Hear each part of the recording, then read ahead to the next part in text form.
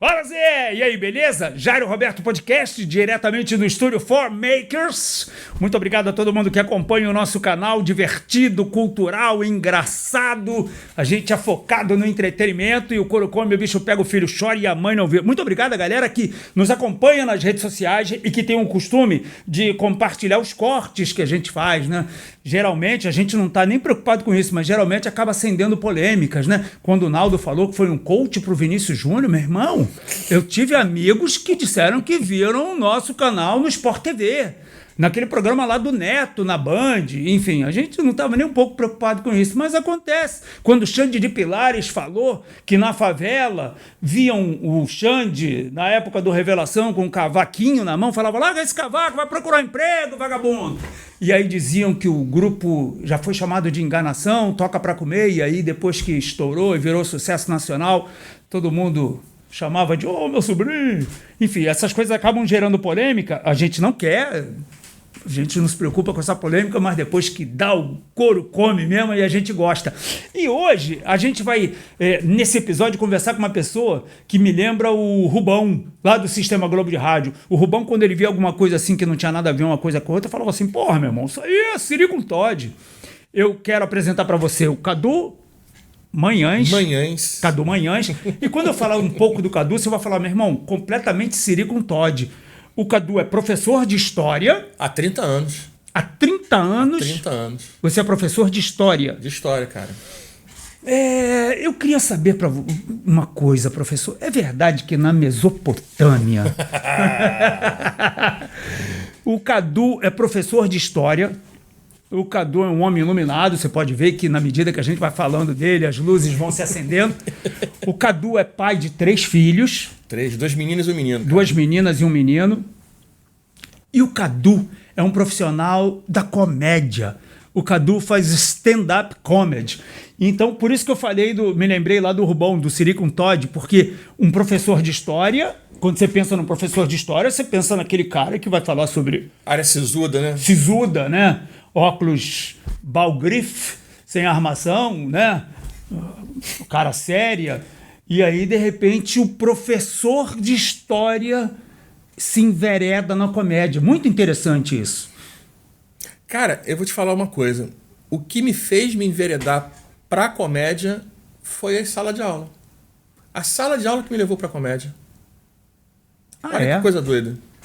Mas a gente pressupõe que quando você está lá diante dos teus alunos, numa classe... Eu não sei hoje como é que é, mas no meu tempo uma classe tinha 42, 45, 50 alunos. Por aí. Quer dizer, a gente pressupõe que ali você é o Cadu, sério. O Carlos Eduardo, nem sei se é Carlos Eduardo, mas o cara sério e tal. Não. A gente vive numa época, Jairo, que a gente teve que se reinventar de várias formas em sala de aula. É claro que você ainda tem um professor sisudo. Eu tenho 50 anos, trabalho com um colega de 60, 70 anos, que é a galera das antigas, como a gente fala, piranha velha. Né? Então essa galera... Conheço. Tem uma rapaziada aqui que é assim. Isso. essa galera ainda mantém essa aura um pouco sisuda. Só que a molecada que está entrando agora, ela está entrando com uma outra vibração, uma outra vibe, como eles falam. E a gente tem que se adaptar um pouco para sobreviver ao ambiente de sala de aula. E a forma que eu encontrei de sobreviver em sala de aula, né, você vê, eu dou hoje... Eu dou 30, 40 tempos de aula por semana. É uma carga horária. Por semana? Por semana. Eu tenho 16, 17 turmas aí. Já nem lembro mais. Eu nem conto mais, já. Eu paro de contar com 10 turmas. Aí depois eu só vou dando aula. Que isso, cara? 16 turmas? É por aí, 16, 17 turmas. Por aí. E ligar isso tudo? Separar, dividir? Não, é loucura. É loucura. É loucura. Então, pra gente não enlouquecer, né? Sobretudo para convencer o moleque da importância daquilo que a gente tem que dar em sala de aula, do conteúdo, que é importante para a vida dele, conhecer um pouco de história e tal, eu desenvolvi um jeito mais alegre de dar aula. Eu trouxe o humor para dentro de sala de aula. Então a minha aula não é um stand-up, não tem como ser, né? Seria até porque os assuntos que se aborda são muito... Tem assuntos que têm peso, tem relevância, né? Mas aquilo que eu posso brincar, uma fofoca que eu posso trazer...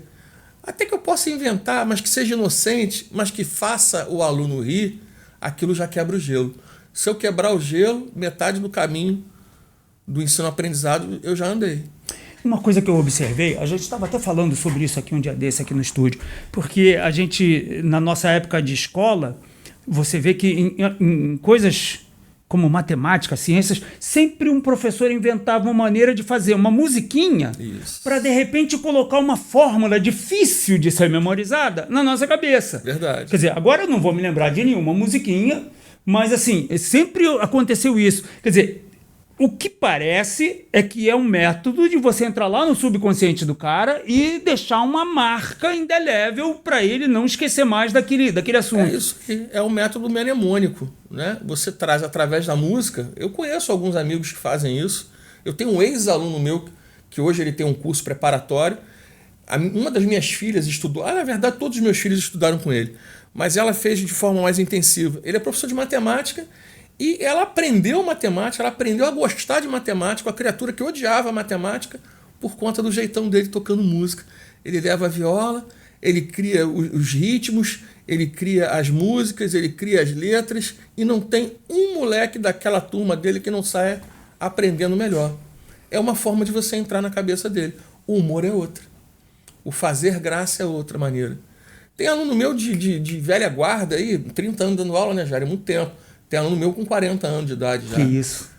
Eu estou dando aula atualmente para um filho de uma ex-aluna minha, no ensino médio. Caramba! Já. Eu já tô macaco velho desse ponto. Que chegam para mim e dizem, Cadu, sabe que eu lembro daquela sua aula? Não em detalhe, mas eu lembro de uma piadinha que você falou sobre não sei o quê, e aí aquela aula ficou na minha cabeça. Uma coisa maravilhosa.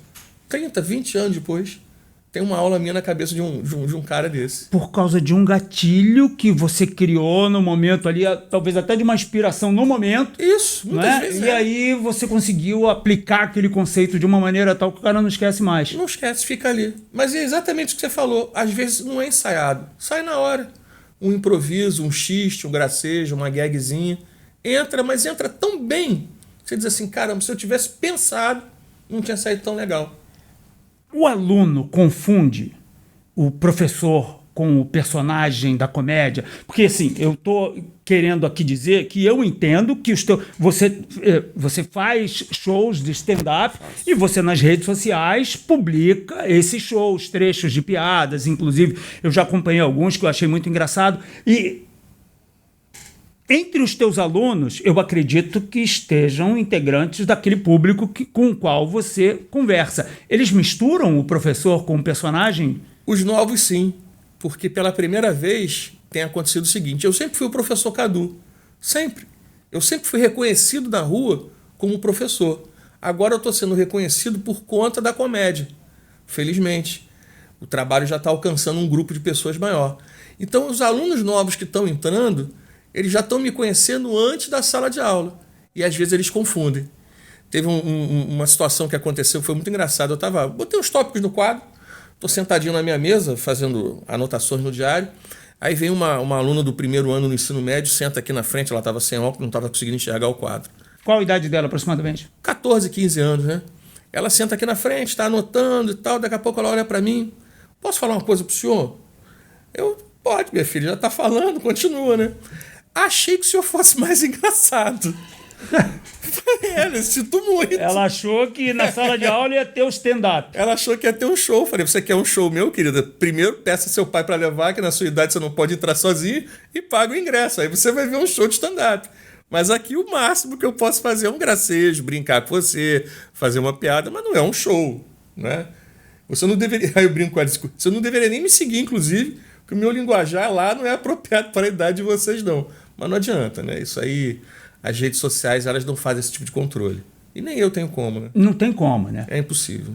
Agora, eu vejo que você fez opções na sua vida de escolhas difíceis. Por exemplo, desculpe, se eu estiver errado, você me corrige, mas no meu entendimento, eu vejo que no Brasil, historicamente, tem se investido muito na má qualidade da educação. Com toda razão. Com objetivos muito claros. Para mim, a respeito dos pais, eu não quero discorrer aqui, porque não é esse o nosso objetivo. Sim. Mas ninguém faz isso por acaso. Não. Né? Faz com um objetivo muito claro.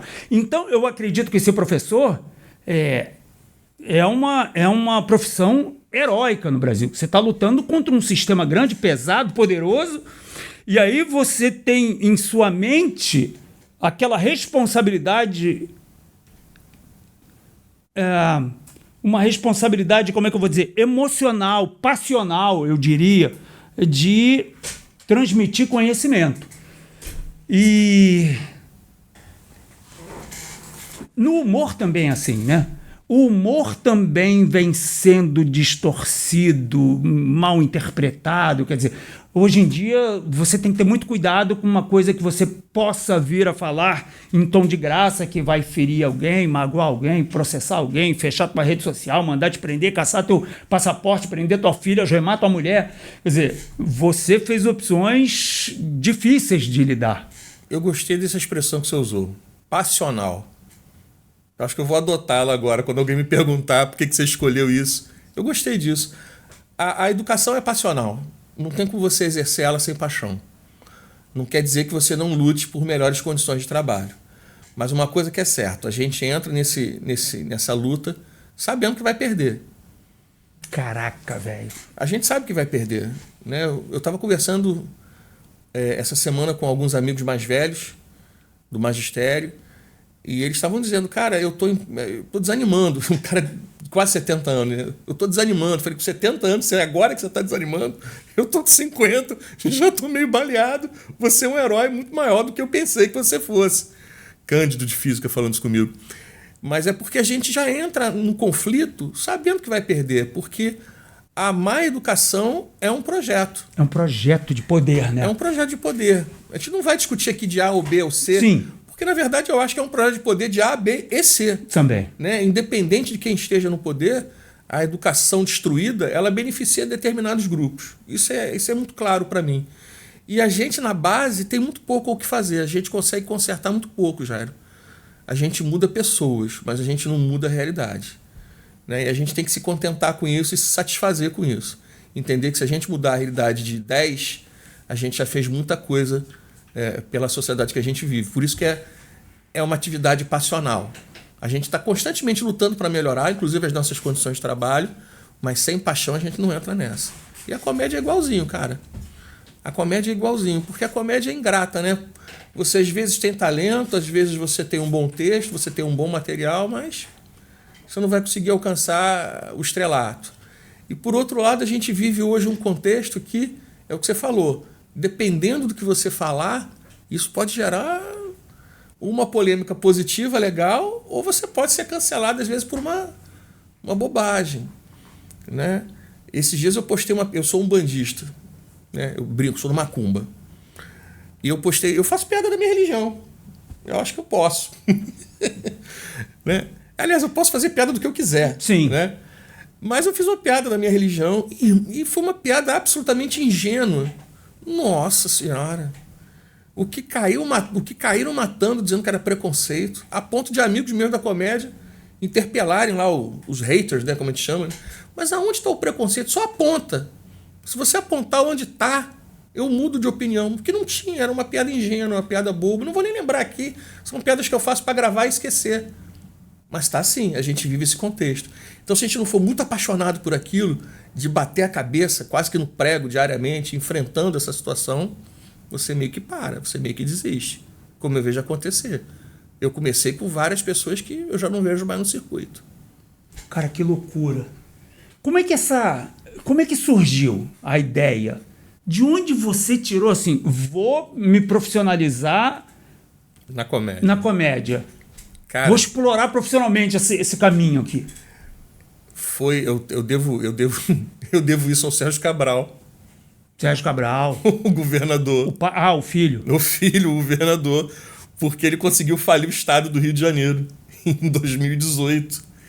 E eu fiquei sem ter feito greve, sem ter feito absolutamente nada. Eu fiquei sem salário. Meu salário foi cortado. Fiquei sem grana, sem nada. Sem um tostão. Quem manteve a casa à época foi a minha primeira esposa. Que era também professora, mas era de outra rede. Eu era do estado, ela era do município. E aí eu tive que... Falei, cara, o que eu vou fazer? E eu nunca fiz nada... Eu nunca fiz outra coisa da minha vida, já. A não ser dar aula? Eu nunca fui boy, eu nunca trabalhei em empresa. Eu sempre dei aula. Eu dou aula desde 19, 20 anos de idade. Sempre dei aula. Nunca fiz outra coisa na minha vida. Falei, o que eu vou fazer? E aí pintou a oportunidade da comédia de uma forma muito inusitada. Eu sempre escrevi, eu gosto de roteirizar, escrever conto, crônica de comédia, eu postava isso no Facebook. E aí um colega meu, dono de bar, lia aquilo, achava uma graça danada. E um belo dia ele falou, cara, você não faz essas comédias de pessoal que fala de cara limpa, não? Ele não sabia nem exatamente o que era. Falei, stand-up? Ele eu falei, cara, não faço não. Pô, vem aqui no bar um dia fazer. Assim.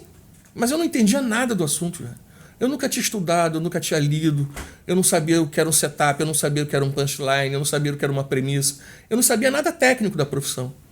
Aí eu escrevi um texto lá, esbagaçado, foi horrível, e fui me apresentar num bar, Jário, que é, sei lá, 1/3 dessa sua sala aqui. Que isso? No Alcântara, lá em São Gonçalo. Na beira da rua, era um bar de motoqueiro. Fui me apresentar ali. Para quê? Para conseguir tirar uma prata. Para poder colocar a grana em casa, né, cara? Supria o rombo que tinha acontecido no Estado. Nunca supriu, né? Naquele momento não aconteceu, mas foi por conta disso. Foi por causa da falência do Estado, eu me atirei na comédia profissional. Mas sem ter nenhum tipo de profissionalismo naquele momento. Eu fui me profissionalizar depois, ao longo do tempo. Né? Um colega nosso me ajudou muito, um colega em comum, que é o Eduardo Jericó. Eduardo Jericó é um gênio da comédia, né? Ele é talentoso demais. Ele é um ponto fora da curva. Ele é demais. Ele já percorreu todos os programas de televisão que... Ele já teve um programa de televisão. Ele já fez, inclusive. E o Jericó agora está no Paraná. Voltou lá para Curitiba. Voltou curitibano, né? Voltou para a terra dele. Está lá se apresentando nos bares, teatros. Ele tem uma noite... Né, que era no Bar do Alemão, agora está no restaurante do Emerson Ceará, esqueci agora o nome. Nordestês. É isso mesmo. Nordestês. É isso mesmo. Nordestês. A noite foi transferida para lá. Figura brilhante. E a história com o Jericó também é muito engraçada, porque é o seguinte, eu fui entrevistado nessa época da crise do Estado pelo RJTV, que tinha não sei se você vai lembrar disso, na época que os servidores estavam em crise, o RJTV criou um quadro chamado Se Vira nos 30, tipo Faustão, que era o que os servidores estavam fazendo para suprir o rombo do bolso. E aí uma colega minha, jornalista, me indicou. E eu fui entrevistado lá na Lapa, junto com o segundo bailarino do Teatro Municipal. Esse cara estava trabalhando de motoboy. Caramba, velho.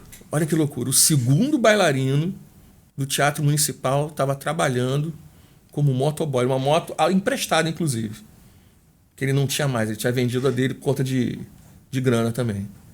E aí eu fui entrevistado como comediante, fazendo comédia. E o Jericó viu essa entrevista. O Jericó viu, falou, quem é esse cara aqui? Aí ele botou nos grupos de comediante, quem é esse cara? A gente nunca viu. Aí um belo dia eu procurando lugar para fazer, encontrei um lugar aqui em Jacarepaguá que ele que organizava. Mandei uma mensagem para ele. 1 mês e meio, 2, ele me retornou essa mensagem pelo Messenger, pelo Facebook ainda. Pô, cara, eu vi a sua entrevista, gostei muito de você, vem fazer comigo. E aí foi aí que eu comecei a me profissionalizar. Com ele e um outro colega meu de São Gonçalo, que é o Iro Salvador, que foram os 2 caras que me apadrearam muito. Mas o Jericó foi o cara que me deu meu primeiro palco profissional mesmo. E agora? Tá.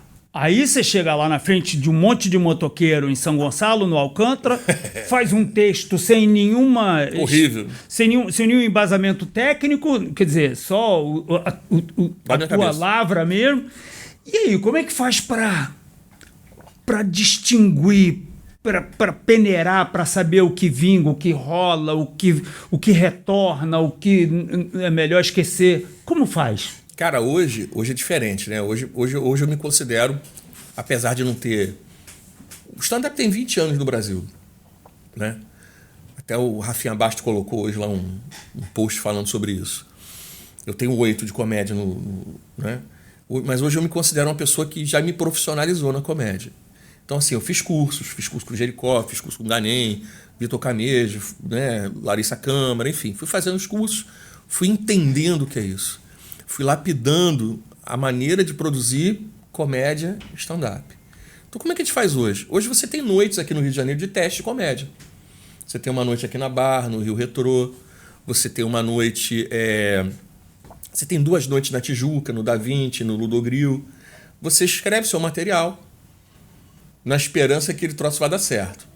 E aí você apresenta pela primeira vez ao público. Nessas noites de teste, em geral, você já começa a avaliar o que vai bem e o que não vai. O que vai prestar, o que não vai. O que você vai ter que jogar fora e o que você vai poder guardar. Então, as noites de teste são momentos importantes para isso aí. É o primeiro momento que você apresenta seu filho para a plateia. E aí a plateia vai dizer assim, porra, bonito, belos olhos, vai ser um garotão lindo. Ou vai olhar e vai dizer assim, nossa senhora, feio. Esquece. Joga fora junto com a placenta, porque esse aqui não vai vingar. Né? Ou nos shows mesmo. Quando você vai fazer um show de elenco, ou você vai fazer um solo, você coloca uma piadinha nova ali. Aí você vê a reação do público. E uma coisa que o comediante tem que ser desapegado. Você fez a piada, mas ficou uma merda muito grande. Não sei se pode falar palavrão, falei. Mas ficou uma merda muito grande, joga fora. Esquece ela. Agora, tem umas que você diz assim, a galera não riu agora, mas eu posso mudar aqui uma palavra, eu posso mudar um time, eu posso acrescentar um silêncio. Aí você repete. Olha que interessante. Quer dizer, para fazer rir, eu posso estar enganado, mas eu acho que o humor faz parte de um grande espectro da dramaticidade, né? Porque você está encenando alguma coisa. E eu acho que é mais ingrato do que fazer o cara chorar. Eu posso me concentrar aqui e fazer o público chorar, ou fazer o meu interlocutor chorar. Agora, rir é difícil, é mais difícil. E você não tem outra alternativa a não ser fazer o cara rir. Não, o cara pode ficar ali olhando para aquilo que você está fazendo e ficar lá impassível, sem expressar nenhum sentimento. Agora, quando é comédia, não. Ou o cara ri, ou então é horrível. Ou deu isso errado. É muito ingrato, né? Pra caramba, cara. Uma das piores coisas é você estar ali na frente e aquele silêncio sepulcral, aquela galera de braço cruzado, a gente brinca, diz que é o sommelier de piada, né? Então, essa piada aqui tão meio amadeirada, mas não gostei não, prefiro tufada, né? E não rir, é uma das piores sensações. Rir é muito mais difícil do que chorar, já. Fazer rir. Se você me contar uma história muito triste aqui, para qualquer pessoa que aqui estiver, né, uma história, sei lá, a morte de um ente querido seu, que você passou por um sofrimento muito grande, não há como todo mundo aqui não se comover. Agora, rir tem uma subjetividade e uma individualidade muito grande. Para você atingir um grupo grande, isso é uma mão de obra, cara. Engraçado, né? Engraçado que eu nunca tinha parado para pensar nisso. Há muito tempo atrás tinha um programa chamado... como é que é? Rádio Pirata? Era Rádio Pirata? TV Pirata. TV Pirata. E aí tinha um colega meu, eu trabalho em rádio, trabalho no rádio há 41 anos. Então, na época, tinha um pessoal que trabalhava comigo e falava assim, eu não vejo graça nenhuma no TV Pirata. Eu não acho... Porque humor inteligente para mim não quer dizer nada. E eu olhava e ria. O humor é inteligente é para quem é inteligente para entender, né? Então, assim, tem muitos aspectos que precisam ser considerados para você provocar o riso no cara. Né? O humor de quinta série, eu acho engraçado. Sabe aquele que todo mundo chama de quinta série? Eu acho engraçado pra caraca. Eu me destruo de rir. Eu morro de rir. E eu falo muita besteira. A minha mulher, por exemplo, ela é trollada 24 horas por dia. Eu trollo a minha mulher todos os dias. E as minhas filhas sabem que é trollagem, olham para mim rindo e ela soltando os bichos em cima de mim. E às vezes eu rio por dentro, sem ela saber. Eu olho sério para ela, assim, tô te trollando por dentro, eu tô gargalhando. Mas assim... nem todo mundo tá. A minha própria mulher é uma testemunha disso. Nem todo mundo capta essa circunstância, esse momento, né, essa situação para rir. Você quer ver uma coisa? Com o meu trabalho no rádio esse tempo todo, às vezes você encontra pessoas que você nunca viu, ou até pessoas que você convive há muito tempo e fala assim: pô, e aí, beleza? Tudo bem? Pô, faz aí aquilo que você falava lá na rádio. Como, cara? Pô, fala aí igual tu fala na rádio. Não sai, cara. Não vai. Não sai. Ali eu botei o fone no ouvido, abri o microfone e saiu. E aí às vezes eu me via em situações assim, chegar em festa de aniversário. E aí, Jário tá aqui, Jário Roberto, me dá o microfone e fala: oi. Parabéns. Oi. Oi. Parabéns, hein? Feliz aniversário. Tu quer que eu faça o quê? Que eu entre no ar? Né? Então, eu já passei por muitas situações muito complicadas por causa disso, porque as pessoas não entendem, né? Não. E aí, só de trollagem, eu quero que você me conte uma piada que no seu show faz todo mundo rir. Olha que sacanagem que eu fiz. Olha que filha da puta, cara. Que eu padeço isso de duas maneiras, né? A primeira é, como eu sou professor de história, as pessoas acreditam que eu domino todo o conhecimento do universo relacionado à história.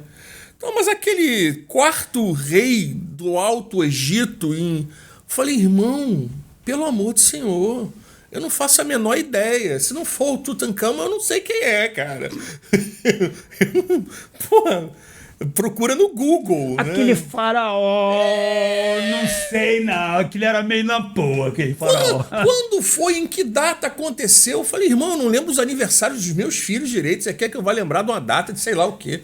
E aí tem a brincadeira da comédia, né? Conta uma piada aí. Mas isso acontece direto. Conta uma piada aí, né? É aniversário. E assim, eu sou o cara... Que eu tô brincando com você, tô conversando e tal. Mas eu sou o cara mais introspectivo do mundo.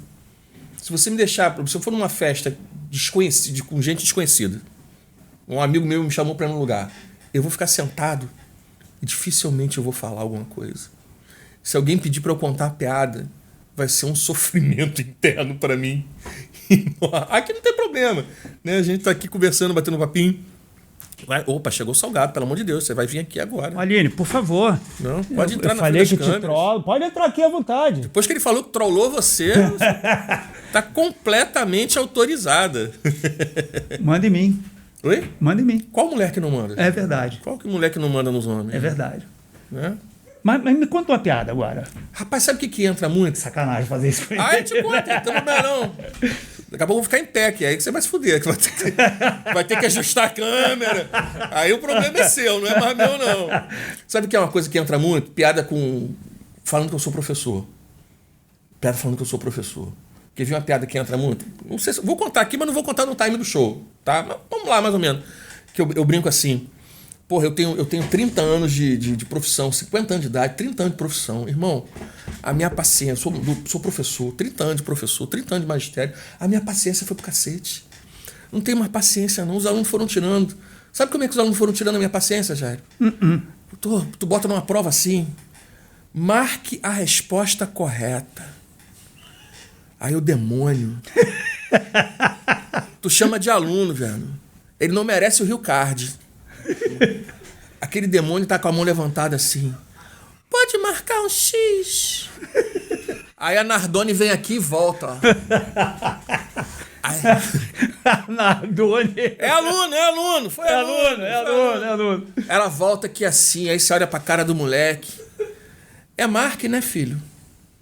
Pode marcar o X. Aí tu pensa, Jair, eu não tenho que passar por essa porra na minha vida mais. Aí na outra prova tu bota assim, marque um X na resposta correta. Mas você acha que Satanás dorme? Satanás chega no ouvido do moleque assim, ó. Fala pra ele. Fala que ele vai rir. Pergunta. Aí ele lá com a mãozinha levantada assim. Pode marcar uma bolinha? Aí você respira fundo, Jair. Na tua cabeça tá assim, pode. Usa o seu cu de compasso. Mas tu não pode falar, Jair. O ECA não deixa. O ECA, né? O ECA tá lá pra te limitar.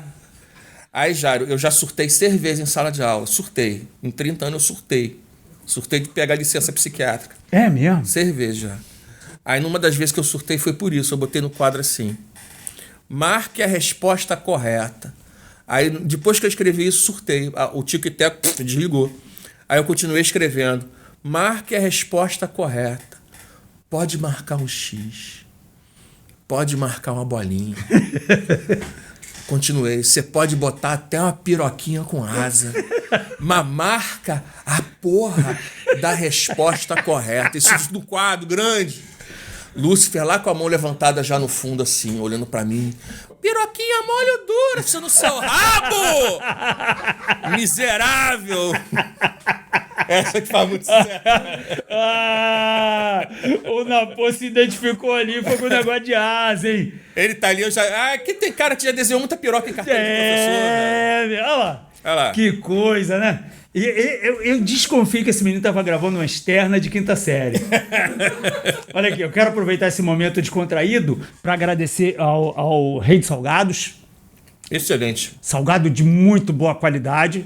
Tem como colocar aqui? Não. Sem asa. Só a logomarca do Rei de Salgados. Tem um aplicativo do Rei de Salgados que você baixa e você faz um pedido. Todo mundo gosta do Rei de Salgados. Tem um Instagram deles que é Rei dos Salgados _RJ. Eu quero agradecer também ao Brazuca Suplementos. O Brazuca do meu amigo Kiko tá aí, cara. Era pra tá aí. Se não tá aí é porque você tá desenhando um negocinho com asa na carteira do professor e não tá prestando atenção na aula.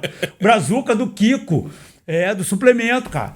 É onde eu pego a minha whey protein, onde eu pego meu negócio pra ficar... Não tem problema, André, em série aí depois eu vou trazer aqui o whey protein isolado, menino. Isolado de asa. Mole. Imagina sem asa. E como é que a gente faz para levar você ou para ver um show seu? Onde é que eu te acho? Olha, a agenda geralmente está disponível no Instagram, no @CaduManhãs. @CaduManhãs. Cadu Manhãs, Cadu com C, né? Cadu da minha idade, só com K, só o moliterno, foi o último. Né? Cadu Manhãs, a agenda está sempre ali.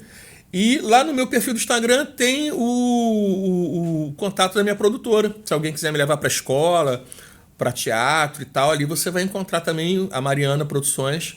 Você vai entrar em contato com ela, ela também vai me levar aí para onde tiver dinheiro, tiver gente querendo rir de bobagem, eu tô lá. Tem mercado? Tem. O Rio de Janeiro, né? O Rio de Janeiro sempre foi uma usina cultural do país, né?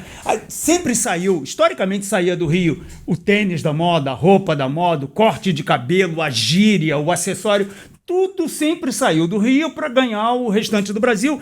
E eu acho que o Rio, por causa dessa visibilidade cultural muito grande até, ele acabou virando a antítese do lado bom, né? Porque a violência urbana tomou conta, enfim, uma série de fatores começaram a incidir sobre a noite do Rio de Janeiro, que aí passou a ter...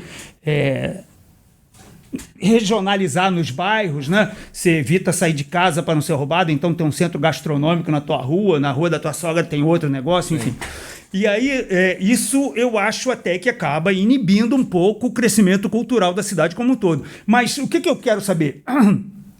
Tem mercado, tem espaço, tem palco, tem lugar para a gente se apresentar, para explorar isso que faz tão bem. Porque assim, se a gente ri, faz bem para a gente. Se faz bem pra gente, eu acho que descarboniza um pouco, né? Desintoxica um pouco.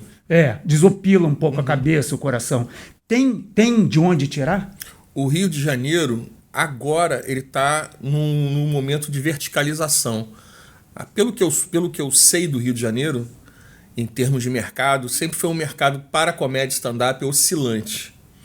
Então, portanto, com altos e baixos. A gente está vivendo agora um momento de ascensão, onde você já tem um número de noites significativo, você tem um surgimento de comedy club, né? Você tem um novo Rio Retrô, por exemplo, do Paulinho Serra, você tem a Casa da Comédia Carioca, do Matheus Medi, por enquanto está fechado, mas você tem o Curtiço Comedy Club, na Praça Mauá, fora as noites individualizadas, né, que as pessoas montam em restaurantes, bares e tal. Então, hoje a gente está vivendo um processo de desenvolvimento de casas e espaços para apresentação. Isso é muito bom. O Da Vinci Comedy Club, onde eu me apresento com frequência, a gente está vivendo esse momento. Então, isso é muito positivo. Agora, o mercado, aí já é uma outra questão. Porque você arrasta público à medida em que você vai ficando conhecido nas redes. Em São Paulo é um pouco diferente. Claro que lá o famoso vai arrastar mais gente que o desconhecido. Mas como tem um número maior de casas de comédia, um número maior de comediantes, você tem noites lá que sobrevivem com comediantes que não são os famosões. Isso não acontece ainda no Rio de Janeiro com muita frequência. As pessoas aqui no Rio querem ver o famoso. Então, a gente agora está acostumando o Rio de Janeiro a ir numa noite de comédia, onde tem comediantes muito bons, extremamente talentosos, mas que não são os famosões. Mas isso é um trabalho lento, é construção de plateia. Então, isso ainda vai dar trabalho, porque a galera no Rio ainda curte ver o cara que tem 200, 400, 500 mil seguidores nas redes sociais. Então, esse é um outro trabalho que a gente tem, faz parte da profissão. A gente tem que se mostrar. E a gente tem que ganhar seguidores para trazer essas pessoas, para converter esse público para dentro dos bares, restaurantes e teatros. Isso ainda é um porém.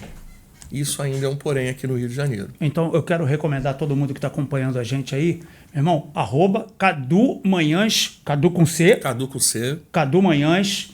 Entra, lá você vai ver... Não é Magalhães. É Manhãs. Cadu Manhãs. O que acontece logo depois da noite? Madrugada. Depois da madrugada, vem as manhãs, pô. Tá maluco? Então... Então, entra lá, você vai ver o trabalho do Cadu Manhãs na comédia, você vai ver um pouco do que ele extrai da vida de pai para comédia, do que ele extrai da vida de professor para comédia, e você vai estar ajudando, incentivando o crescimento de algo que faz bem para nosso coração, para nossa alma, que é a comédia, fazer a gente rir. Rir é o melhor remédio que existe. Exato, eu também acho. Por isso que esse menino... Por isso que desenha piroca com asa. Pois é. Ele tem outras maneiras de aplicação de remédio, mas eu acho melhor não entrar nesse... Isso aí eu ficar no campo da suposição, né? Fica muito supositório, é melhor a gente deixar isso para outra hora. Jairo, muito obrigado, irmão. Muito prazer receber você aqui. Prazer foi todo meu, cara. Obrigadão. Conta uma piada aí agora, tu, que eu quero ver se tá malandro. Manda pra te ouvir.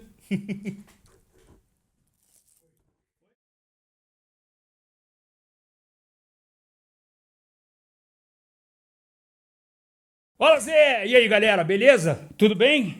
Sejam todos bem-vindos. Esse é o canal Jairo Roberto Podcast. A gente é muito focado em tudo o que acontece de divertido, de cultural, esportivo, tudo que nos conduz ao bem-estar.